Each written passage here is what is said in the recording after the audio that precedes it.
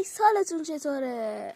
امروز اومدیم با اولین ویدیوی کانال من که قراره در 1 دقیقه آموزش اینه که چجوری در ماینکرافت 2 نفره بازی کنیم و بهتون یاد بدم. امیدوارم که حمایت زیاد باشه تا ویدیوی آموزشی رو از بازی‌های موبایل یعنی ماینکرافت و کالاف و سری بازی‌های دیگه بیشتر براتون آموزش بذارم. اگر دوست دارید حتما داخل کامنت ها بنویسید، انرژی بدین، حمایت کنین، عشق منین. بزن بریم سراغ ویدیو. اول از همه شما وقتی وارد ماینکرافت میشین بعد به یک نت وصل بشین. یعنی چی؟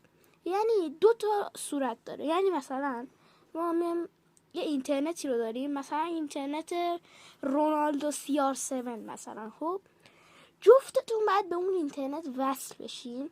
میایین داخل قسمت پلی.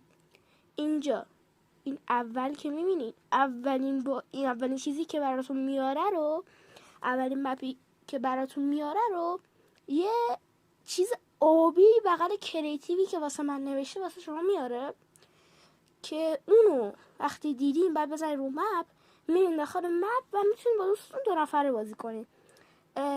یه کلمه خارجی میاره، اونو بزنید میره روی چیز. حالت بعدی اینه که روی گوشی‌های سامسونگ مثلا بریم حالتی که اینترنت رو با بقیه هم میده، یعنی اتصال اینترنت همراه رو بریم وصل کنیم روی اون یکی گوشی هم که میخوایم بهش وصل بشیم. اون نتی که روی گوشی اول هستش رو بیاریم و برای چیز وصل کنیم. 2 تا گوشی باید به هر حال داخل یه نت وصل باشن، چه نت همراه باشه که نقطه اتصال رو روشن کرده باشین و به هم دیگه مچ بشین، چه وای فای مشترک. وقتی هم رفتین داخل مپ، اگر اون کسایی که اومدن داخل مپ اینترنت رو خاموش کنن، مثلا بدون اینترنت بازی کنن و همین دیگه. امیدوارم که از این ویدیو خوشتون باشه. لایک و کامنت یادتون نره.